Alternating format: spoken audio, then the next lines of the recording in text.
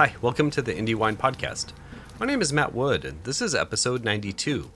Today I'm talking with Emily Fernwood of Osa Major Wines. Emily started her project during the craziness of 2020 after traveling the world working harvests. The wines are always bright and refined, and she works with some really cool varietals that we don't see often, like Tokai Fulano, Semillon, and Mission. A reminder that I have a Patreon at patreon.com/IndieWinePodcast. Link is also in the show notes. If you're enjoying the podcast, any amount to help me keep telling wine stories ad-free and available for everyone is appreciated. That's all run independent and out of pocket. Telling a friend or sharing on social media are great ways to help out too. Here we go. Where did your interest in wine start? Okay, so my wine career started after college. I was considering going to law school, and then I just wasn't really ready for that kind of commitment yet. And so, what I really wanted to do is just get some time to travel. Okay. So I had a friend who grew up in Napa, and she was like, you could get a job doing harvest in Napa, and then you could go to Australia or something. A lot of people do that. And I was like, that sounds pretty fun. So I did. So I got my first harvest job in Napa. I want to say it was 2013. Okay. Did that for a couple months, and then got my first harvest gig abroad in New Zealand, working for one of those wineries in Marlborough, making lots and lots of Sauvignon Blanc. Yeah, big oceans of it. But it was so much fun. I lived in they rented a couple houses for us, and there were interns from all over the world, probably about 30 of us. And for someone who was 22, it was just super fun to just work long days and then go home and hang out with just all these people. And you get really close really fast when you're working like that and living with people. And I really enjoyed that aspect of it. And then got my next harvest job in Oregon for a really small winery.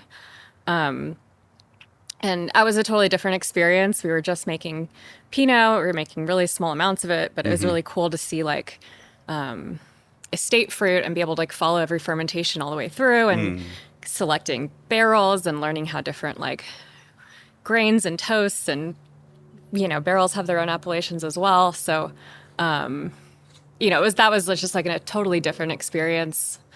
And kind of going from this just very physical, fun, but also seeing that there was a side of it that was really analytical and really brainy and really, academic. It just kind of got me hooked because I had never really had a job up until then that required anything physically of me. Okay. It was all very mental. And that, and I loved that and enjoyed it, but also having the side of it that, did require something physically demanding of me was something that I found I really liked. So the kind of the marriage of those two aspects just really got me hooked. And then from there I went to Australia, did another harvest in McLaren Vale. And then after that I had another 9 months or so on my visa, so I went to Melbourne. Okay. Very cool. Good. And worked for a wine shop and a distributor there. And that's kind of where my love for natural wine sort of took off. Okay. I was going to ask you when that came into the picture. Yeah. I think Australia was a little bit before the U.S. in terms of embracing natural wine and really they're kind of a little bit ahead of us in sort of the culture around it.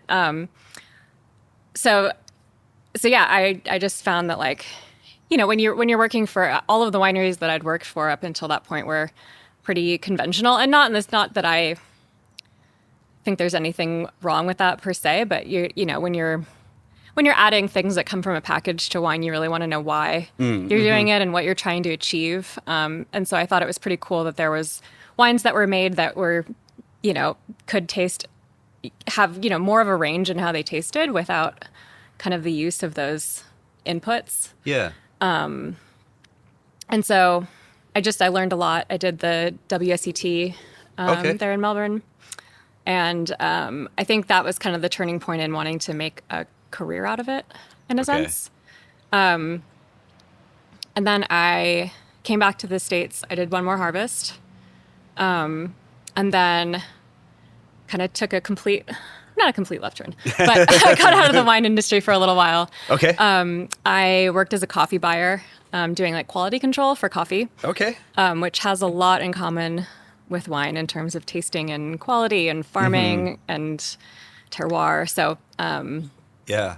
it was kind of a cool like parallel to wine in a way. Right. Using a lot of the same senses and Yeah. and- I mean, the tasting coffee and tasting wine, the kind of connections between your palate and your brain are very Yeah. similar. So, and then, but I missed making wine, when you're tasting, coffee kind of arrives to you as a more finished product. And I really missed like the interacting with the grapes, getting to like influence how they were fermenting and the smells and the sensory, just the nitty gritty of it. But I knew if I wanted to get back into wine, I wanted to start my own project and do something I was really excited about. So I started Osa Major in 2020, which was...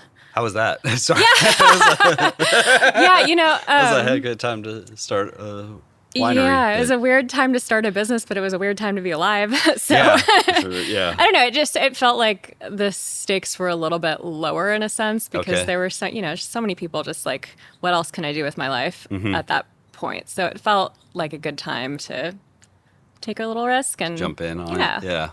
And then I don't know if you remember, but like that 2020 year, like so many wineries were backing out of their contracts and grapes were kind of available and which as it turned out, people wanted to drink even more Right. during lockdown, but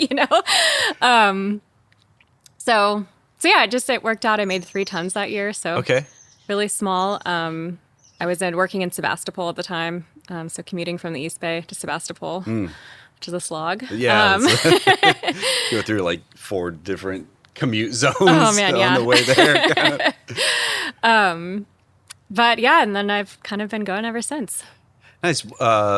What did you start with that first year? What were the grapes that you were working with? Carignan from Mule Plain Vineyard in Lodi, nice. and Syrah from Love Ranch.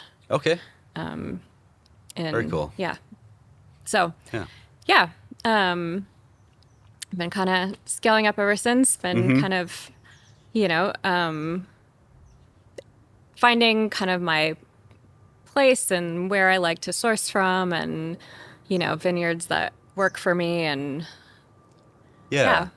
Yeah. It seems like you've kind of had like a affinity maybe for the foothills and Lodi for a lot of your sourcing.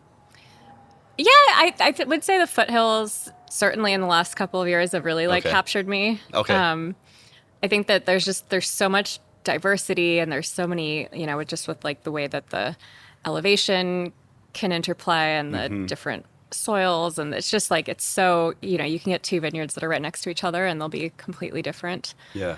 And then Lodi is special because there's so many old vineyards there. There's so many, people there, growers there are like pretty old school. So like they'll keep vineyards around just because it's sentimental, because their grandpa planted it, or Yeah. because, they're like, there's no reason to remove it, And I don't think that you really get that in Napa and Sonoma. There's such a pressure to like turn land over and make a profit from it. Yeah. And that's kind of something that you can really only do in places where land is a little bit cheaper or owned outright for Yeah. generations. It's been in the family for a So- few generations. Yeah, I think, Lodi it's hot and it's flat, and there is a lot of really generic wine out there, but there's a lot of gems as well. And yeah, for the people who are willing to go look for them, I think there's a lot. Yeah. What is it that you kind of look for in a vineyard? I guess, I mean, it sounds like you like maybe some elevation and sloping or cool, like more historical vineyards, also the old vine stuff. That's Yeah, been I around mean, for a I while, love an but- old vineyard. Yeah. I like grapes that have kind of a historic place in California. Okay. So I know we had talked at Unfiltered about the Semillon I work with and the Mission. Yeah. I've made Carignan a few years. So I guess, so back to your question, Yeah. what do I look for in a vineyard? Definitely like grape varieties that I'm excited to work with. I want to know that the vineyard's being farmed really well. I found that just like family owned or like privately owned small vineyards kind of are the best fit for me, just being a small business myself. And most of the vineyards that I work with, some of them are certified, but some of them are organically grown. And I just want to know that I can trust the grower when they say that to me, because my customers are trusting me when I tell that to them. So Sure. Of course.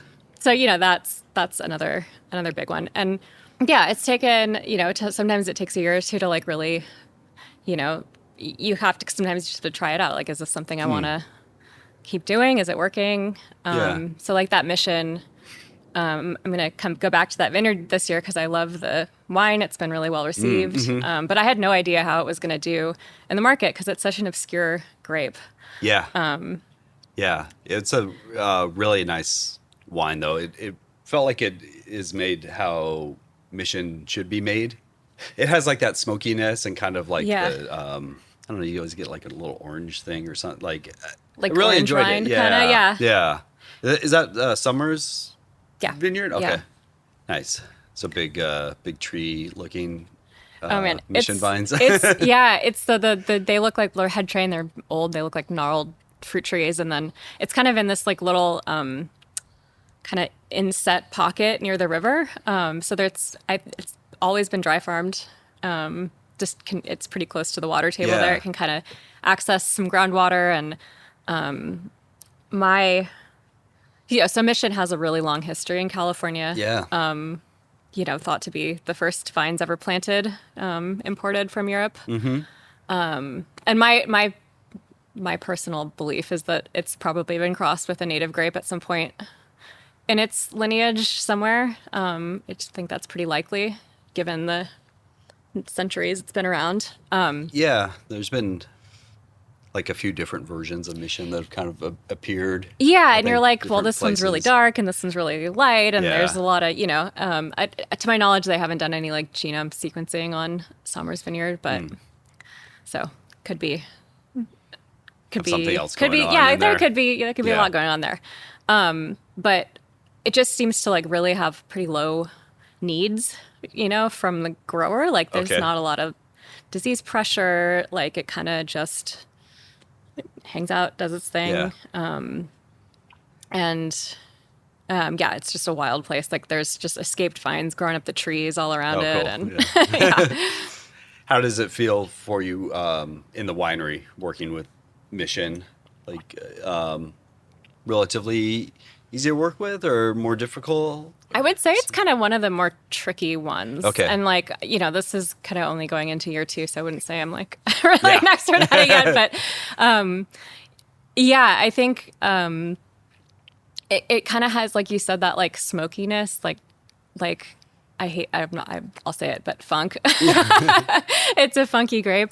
And it has this kind of rosy color, like it's not very darkly pigmented. And so a lot of people will think like immediately like, oh, I want to do this carbonic or make rosé or something like that.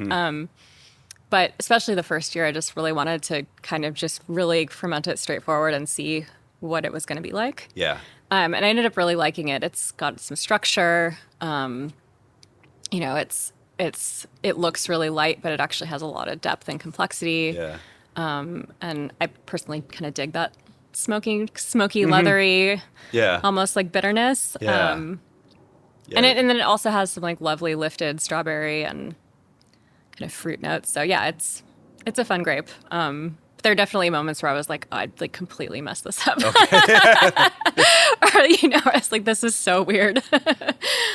But that's kind of, I don't know, that's winemaking in a way. You kind of have to like trust the process and, know when to just let things ride and resolve themselves. And Sure. Yeah.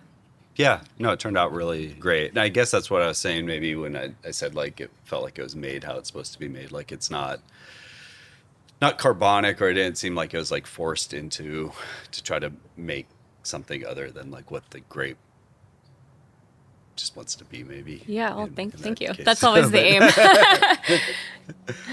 Well, you had said Semillon also, which like that has a long history in California also. But was it Australia that kind of got you enjoying Semillon, or? Yeah, yeah. I had so many great Semillons in Australia, and that's kind of one of their flagship grapes. Yeah. Their style is really different. They'll pick, really low bricks. It'll end up being like 11%, really lean. A lot of those like kind of lemon lime notes, but then it ages into these kind of like almost like Austrian like kerosene-y kind of notes, which I think is really cool. But it can also be sweet. It can be botrytis. It can be blended with Sauvignon Blanc and made into like a Bordeaux style white. So there's just like so many directions you can take it. And I think it's, a little tragic that it's been replaced with Sauvignon Blanc for the most part. Yeah. So, bottling it as a single vineyard, single varietal on its own was kind of a little bit of an homage to the loss of the grape in California as one of the major things grown here. But it is hard. It's thin skinned. It's difficult to grow. It has a lot of, it's not super heat tolerant. Okay. It can get sunburned really easily. The picking window is really narrow. So you have to kind of get to it. You have like, it's like not ripe, overripe. Yeah. So like, yeah. It's like an avocado or time. something. Yeah. Yeah. Okay. Yeah. Whereas like other things like the Syrah I work with or the Carignan, you're like, you can pick any day within the next 2 weeks is fine. Yeah. They're so slow. So. And that comes from the foothills, right? The Semillon? Semillon, yeah. It comes from a vineyard called Chatham Vineyard. Okay. It's one of my favorite vineyards to go visit. It's kind of right between Murphy's and Angel's Camp. Oh, okay. In Calaveras County. Yeah. But that whole area is sort of California's historic gold country. Yeah. And so there's this kind of seam of quartzy, limestoney stuff that is responsible for all the gold found in California, but also like awesome for growing grapes on. Right. And so, you'll see just like chunks of quartz, like these big white chunks everywhere, and this like decomposed kind of reddish orange decomposed granite, and the vineyard actually used to be a town called Esmeralda. Oh, it was a mining town. Okay. So there's 3 gold mines on the hills surrounding the vineyard, and they used to dig out the gold mines, like the dirt looking for gold, and sluice it all in what's now the vineyard. So it's just like this mix of dirt from all of these different kind of, the interior of the hills surrounding it, which is pretty neat. Very unique. Yeah. Yeah, there's a lot of limestone, like the caves and stuff over there. You like Moaning Caverns and stuff like I think that the limestone over formation, there's a little bit of that there, but I think it kind of goes underground underneath this hill for a lot of it. So you see a lot more of it, kind of more towards Moaning Caverns and Murphy's. Okay. Yeah. Kind of more on the surface. Okay. But yeah, that whole like area is just riddled with cave systems, and it's pretty neat. Yeah, old mines and stuff. Well, that's pretty cool. That's a pretty cool vineyard story, though. Yeah. Wow. Okay. So it used to be a town. Okay. Yeah, I think Mark Twain mailed a letter from there once, so that's kind of their claim to fame. Yeah. Yeah. Nice. It's very cool. Yeah, and I'd love to hear what you liked about working with Carignan. Like, that's a cool grape. It's kind of one of my favorite ones. Yeah. I feel like it does really well in California and some of the warmer climates, and holds its acidity really well. Yeah. And it's kind of one of those grapes that is pretty prolific when it's young, but it can kind of keep producing really into really old ages. So you'll see vineyards that are, 80 and 90 years old and still like able to produce a pretty good amount of fruit. Yeah. But I also, so in 2022, we had really bad, it was a fire year, if you remember. Right, yeah. Or no, that was the year we had, spring frosts. And a lot of people had their early budding stuff just completely wiped out. So I had to pivot and get my Carignan from a young vineyard. Okay. There's actually also, so I had been sourcing from this old vineyard in Lodi. I pivoted toward this younger planting. I think it was about 5 years old. Okay. So second fruit. Yeah. Yeah. In the foothills. So could not be more different, just different soil, sloped, not flat, cooler, Yeah. young vines. And I was really blown away with just like how varietal it still was. You know, like young vines can kind of like lack a little bit of specificity. Sometimes you just like kind of just, they're fruity and they're fun, but they're like, they kind of lack a little bit of depth at times. Yeah. And I was just so surprised at how much it came through. And I don't know if that was just a low yield, because again, like with a lot of, like it took a lot of vineyards some time to like catch up after those frosts if they died back. But yeah, I was so surprised to see that. Yeah.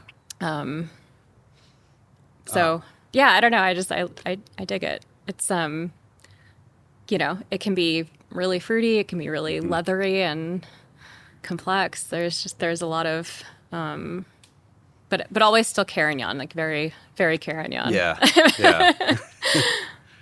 So I guess you, since starting in 2020, which is again probably a crazy year to get started, because there was the fires also that year. Yeah. Oh yeah. To like make it even weirder, but you've just kind of grown the winery most years by yourself, kind of one woman winery. Yeah, I mean, I've been pretty fortunate to kind of share winery space, so I'm never alone. Yeah, sure. Yeah.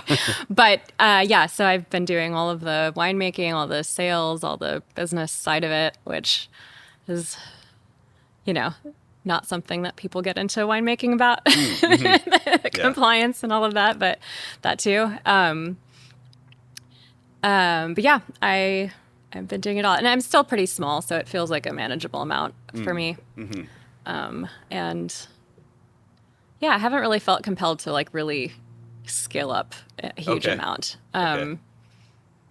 Feels like a good, like comfortable size. Feels manageable. Kind of yeah. It feels like every year I have, you know, I have kind of like the ability to, if something comes up, like buy another ton, you know, or two, if like I feel really like something really connects and an opportunity comes up, which is nice. And yeah, and then to obviously continue working with growers that I really enjoy working with, and just kind of year after year supporting them.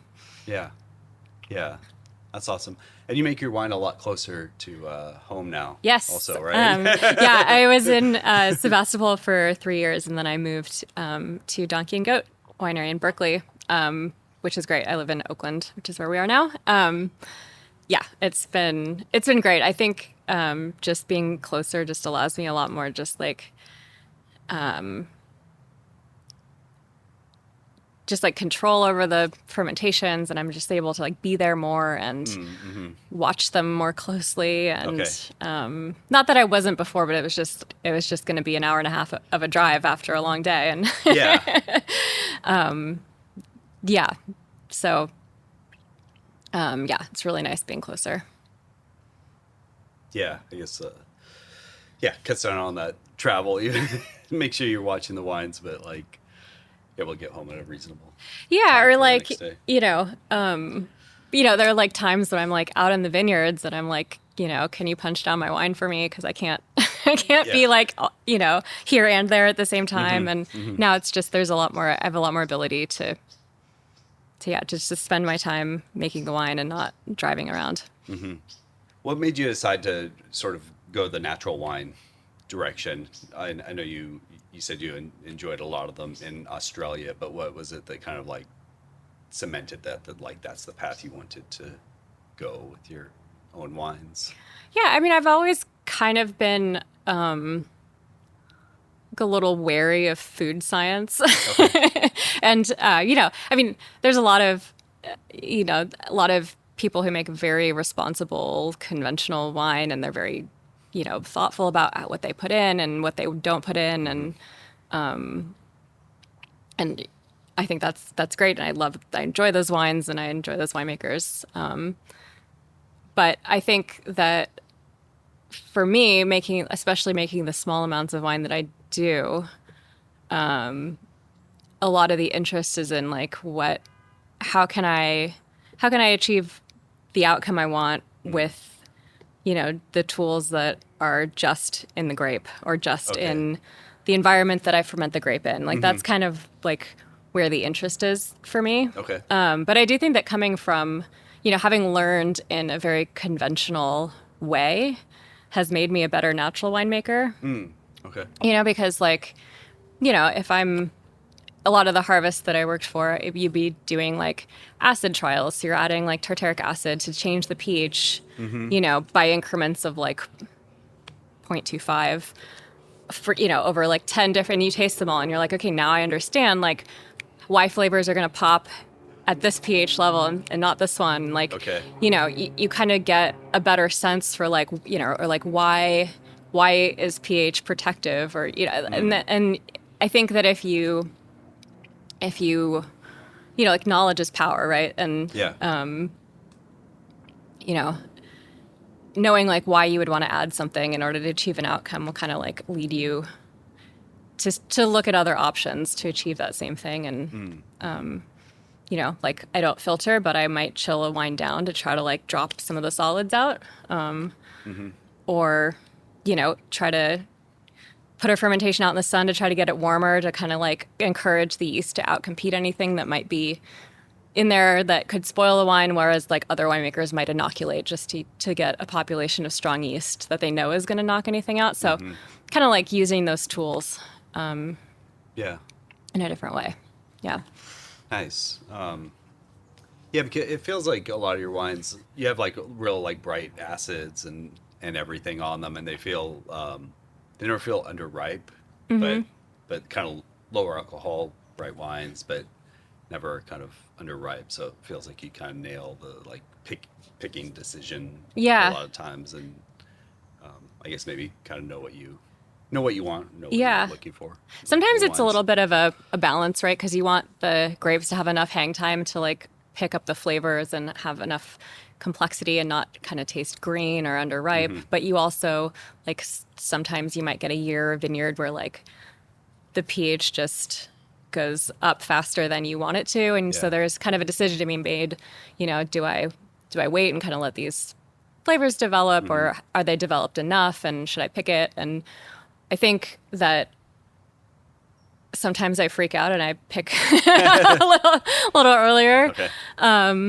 And then some years you just get a lot longer to make those decisions. And then I also think that there are times when like it just takes longer for a wine to like come around in bottle and just like complete itself and integrate, and you don't always like see that immediately. But knowing that pH has such a protective element to wine and making sure that it's going to be stable, I think it's pretty important as a natural winemaker to really pay attention to that.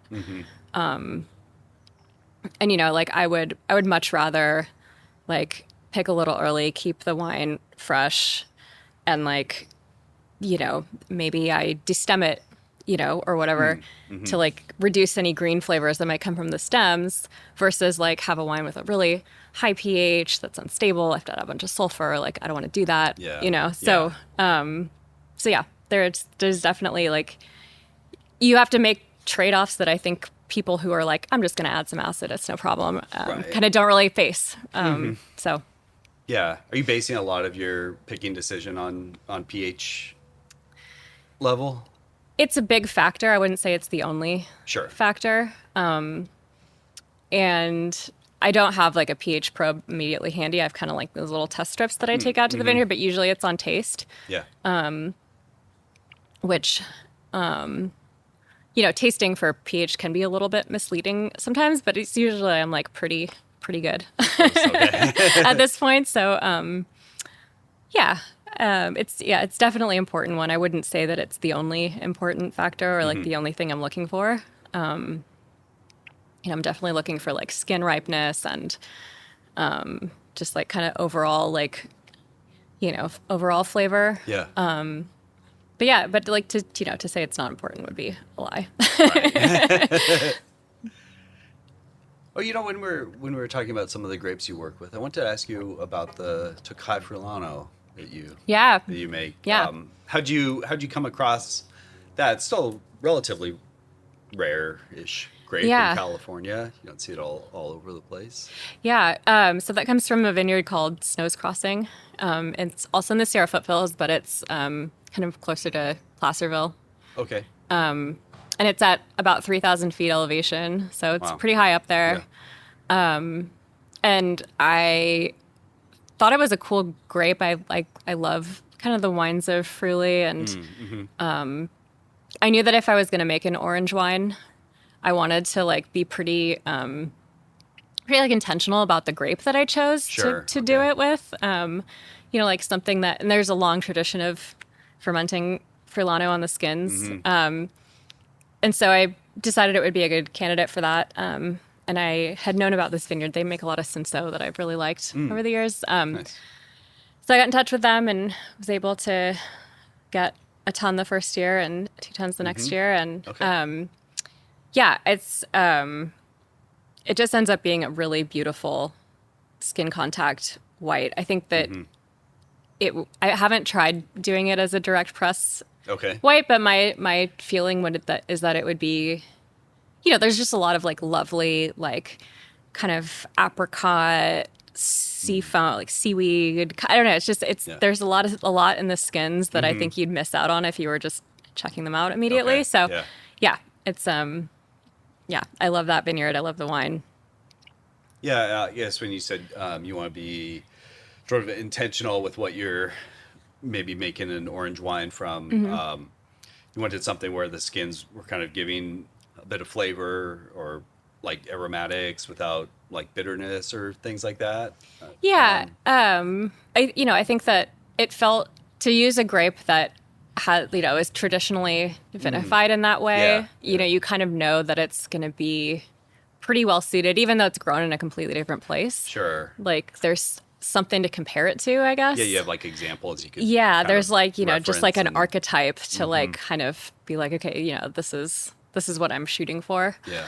And like, to know that like the skins aren't going to have like some crazy like phenolics or like, some kind of a structure, like a tannin that I really wasn't prepared for or something like that. I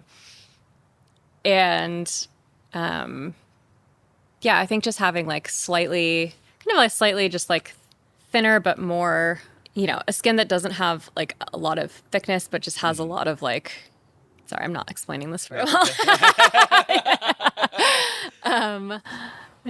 I would say that there are orange wines that I've had where the skin kind of plays too prominent a role that I would aim for. And I think it kind of splits the difference between having like those really, complex flavors without having this like really overwhelming like skin contact wine flavor, Yeah. Making it just like too much. Maybe. Yeah. Too orange. Yeah. Has your winemaking style changed, do you think, over the last 5-6 years since you started? Yeah, I think not like the overall aim, but I think I've gotten every year I learn something, and every year I'm faced with new choices, and every year sometimes I nail things, and sometimes there are things that I would do differently next time, and I carry that with me into the next harvest. But I would say that I'm more intuitive now than I used to be. I used to like freak out about every little thing, and now I've realized that it doesn't make the wine better to freak out. And like, I think that I think that I've gotten a little bit more interested in wines that are just like really classically made and, kind of the analog, the natural analog to like really classic wines of the world. So, if I make a Syrah, I want tannin. I want dark fruit. I want some some iodine and Yeah. some Yeah, some olive. Or, yeah. yeah. So yeah, I think I'm making wine a little bit more for me now than I was, Okay. Okay. and the more that I work with every vineyard that I work with, the more I learn, and I think there's really something special about that, about kind of repetition and trying to be better each time. And yeah, I think I feel a lot more prepared for whatever the year throws at me now Okay. than I used to. And part of that's experience, part of that's knowing my grapes more. Part of that is just like gaining confidence. Like remember my first year, just when you start out doing something like this, you're like, is anyone going to like them? Is anyone going to buy them? Yeah. And just like knowing that they've been received well before just allows me to kind of like continue to follow my gut with things, because I've been right so far Yeah. on most things. Yeah.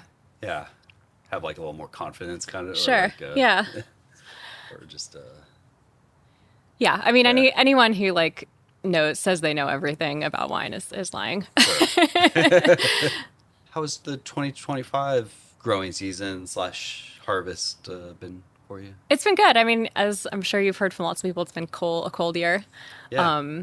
But many of the places that I'm sourcing from this year tend to be warmer anyway. So it's actually been a little bit of a reprieve from, Okay. What are normally super high summer temperatures. So the vines love that. And it's, everything's just looking really healthy, really, just like balanced in their chemistry and physiology. Like I'm seeing like physiological ripeness and like my, testing numbers kind of tracking really well together, which Okay. is always great. Yeah. And yeah, I'm excited. I think it's going to be a great quality year. And giving us a little bit of more time in the cellar. It seems like things are, not coming in all at once. So it's kind of spaced out a little bit, which is Okay. always really great. Yeah. Because then you can kind of just like spend individual time with everything. So Yeah. Always Not a plus. Year where everything Yeah. every fermenter is filled up. yeah. Where am I going to put this? Yeah, and like, if you only have a finite number of vessels and you have a lot of grapes coming in, you have to kind of make choices that it forces your hand to do, you have to like maybe press something a little early to make space, and nobody really wants to do that. So Yeah. Yeah, and you've picked a little bit already, I think, right? yep, just over half a ton of Blau Frankish. Yeah, so this will be my second year working with this Blau Frankish. I didn't know this, but when I got offered the fruit last year and I was researching it, apparently it's a parent or half sibling of Gamay. Oh, okay. So I decided to do it, started off carbonic, and then I'll crush it up after about a week and a half or so, and finish it natively. So that'll be fun. It's a pretty fun little teeny tiny project. Yeah. And then we'll get Tempranillo for Rosato next week. Okay. Frilano will probably be shortly after that. And then the Mission is going to come in like a million years from now, probably. Yeah. Well, yeah, the Blau Frankish seems like a fun little addition. I guess, like Yeah. small lot. Yeah. Just like kind of play around with. Yeah. It'll be a pretty limited run, but yeah, I'm excited to get it out in the market. We just bottled last year, so Okay. sitting on that for a couple months and then release it probably before the holidays. Very cool. Yeah. Yeah, has Mission traditionally been pretty late out there for you at Summers? Yeah, so the year that the first year that I made it was 2023, which is also a historically cold year. That's right. Yeah. And we picked that on the 16th of October. Okay. I'm hoping it won't be that late this year. Yeah. We'll see. But I expect that to definitely be my last one, Yeah. my last pick of the year. And then I didn't get it last year just because I wasn't really sure how the market was going to respond to to mission. To mission. So I needed to like sell a little bit before I committed to more of it. Yeah. But yeah, the middle of October, that's pretty late harvest for Lodi. Yeah. Yeah. Yeah. Yeah. It's I think because it's kind of shaded, it gets like a pretty cool nighttime temperatures, which slow things down. And again, like, working with grapes that there just aren't that many vineyards of, like the Furlano, like I think they're the only foothills vineyard certainly growing it. So like it's kind of 101. Yeah. So like there's not really like anything to compare it to. Like, is it on schedule? Is it not? It's kind of on its own timeline. But we'll see how things go. I'm hoping for a little bit earlier than October 15th. But. Yeah.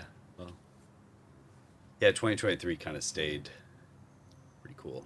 All the way, I guess. So. Yeah. I made a Russian River Valley Pinot that year and a Mendocino Syrah. And man, it just like I go for like 2 weeks. I think I went 2 weeks without seeing any movement in the Syrah. Really? Yeah. Wow. Because we just got these like kind of foggy, wet mornings that like didn't burn off until like noon some days. So yeah, especially up there, like that can be, I guess depending on where you are in Mendocino, but it could be pretty cold and foggy. Oh yeah. Like, yeah. Not unusual. Yeah, usually for the Poor Ranch picks, I'll like camp out and it gets like in the 40s. And it's chilly. Yeah. What's the best place for people to find your wines and any like current releases that you have? Yeah, so the Semillon, the Mission, the Syrah we talked about. There's also a Pinot Noir, Tokai Furlano. Those are all available on my website, which is probably the most reliable way to find like all of them, all of the wines. I'm distributed in California, Washington State, and Massachusetts. So trade can find me there. And then wine shops, wine bars, and stores in all of those states. Yeah. I wish I could kind of like, I'm not super close to the sales since I have distributors, but that's okay. I mean, they're available in a lot of Bay Area wine shops. Yes. I see them. Yes. See them at a lot of spots around town. So anybody, Oakland, Berkeley, shouldn't have any trouble finding. Los Angeles. Los Angeles. Cool. Thank you. Yeah. Thanks so much. This was fun. Thanks for listening today. Emily was nice enough to sit down with me right before harvest really kicked off. Her wines are well worth tracking down for great wines that are serious and made from fun varietals that you don't see every day. You can check out Emily's wines at osamajorwines.com or osamajorwines on Instagram. Please follow the podcast on wherever you're listening and the Instagram at IndieWinePodcast, and feel free to email IndieWinePodcast@gmail.com with comments, questions, or feedback. If you're enjoying the podcast, I'd love if you told a friend or wine lover about it and help spread the word. Rating, reviewing, or donating at patreon.com/IndieWinePodcast helps a lot also. It all goes to offsetting podcast expenses, keeps it ad-free, available for everyone, and allows for more episodes. We'll be back soon with another episode. Have a good one.